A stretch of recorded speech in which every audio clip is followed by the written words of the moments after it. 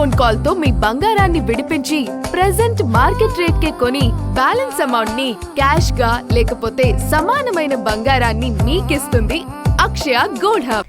ప్రపంచవ్యాప్తంగా సంచలనం సృష్టించిన ఎప్స్టీన్ సెక్స్ కుంభకోణం వ్యవహారం సెగ ఇప్పుడు ఐరోపా దేశాలకు పాకింది.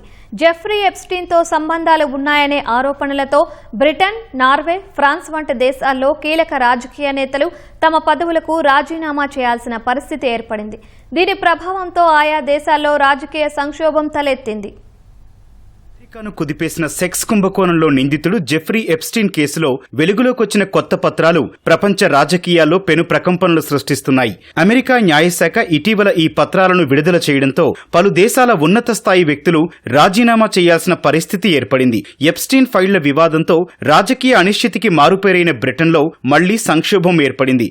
ఎప్స్టీన్ ఫైళ్ల వ్యవహారం వెలుగులోకి రావడంతో అమెరికాలో బ్రిటన్ రాయబారి అయిన లేబర్ పార్టీ నేత పీటర్ మాండిల్సన్ ను ప్రధాని కీర్ స్టార్మర్ పదవి తొలగించారు. మాండిల్సన్ ను పదవి నుంచి తొలగించిన స్టార్మర్ పై విమర్శల దాడి ఆగలేదు. దీంతో మాండిల్సన్ ను అమెరికా రాయబారిగా నియమించినందుకు గతవారం స్టార్మర్ క్షమాపణలు చెప్పారు. తాను అతడి అబద్దాలను నమ్మానని ఆవేదన వ్యక్తం చేశారు. ఈ సందర్భంగా మాండిల్సన్ నియామకానికి సంబంధించిన పత్రాలను విడుదల చేస్తానని హామీ ఇచ్చారు. 15 ఏళ్ల కిందట సున్నితమైన ప్రభుత్వ సమాచారాన్ని ఎప్స్టీన్ కు అందజేసినట్లుగా ఆరోపణలు ఎదుర్కొంటున్న మాండిల్సన్ పై ప్రస్తుతం పోలీసు దర్యాప్తు జరుగుతోంది.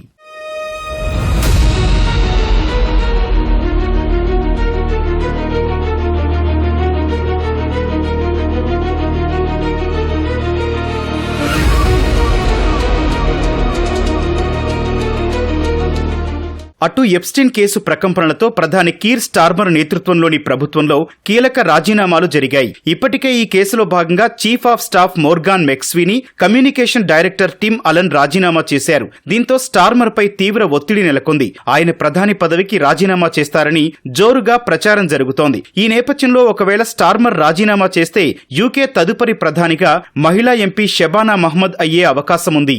ఎప్స్టీన్ సెక్స్ కుంభకోణంలో మైనార్టీ బాధితులు ఉండటంపై బ్రిటన్ యువరాజు విలియం, యువరాణి క్యాథరిన్ ఆవేదన వ్యక్తం చేశారు. 30 లక్షల పేజీల్లో ఎంతో మంది బాధితులు ఉండటం తమను కలచివేసిందని చెప్పారు. అయితే ఈ కుంభకోణంలో ఇప్పటికే తీవ్ర ఆరోపణలు ఎదుర్కొంటున్న మాజీ యువరాజు ఆండ్రూ పేరును వారు ప్రస్తావించలేదు. ఎప్స్టీన్ ఫైళ్లలో పేరున్న ఫ్రాన్స్ మాజీ మంత్రి Jack long Paris cultural centre అధ్యక్ష పదవికి రాజీనామా చేశారు.